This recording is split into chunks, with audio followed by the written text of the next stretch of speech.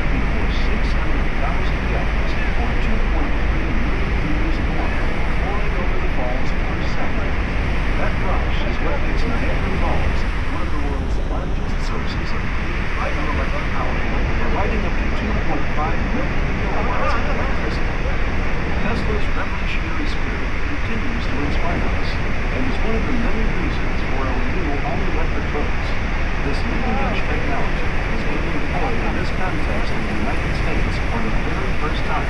No small feat in maritime transportation. The lithium-ion batteries are charged before every trip.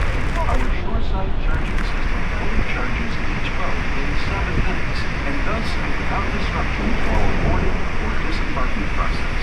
The batteries also eliminate the need for any diesel or combustion-based backup propulsion systems, bringing the smoothest, quietest ride for our passengers. All done without any exhaust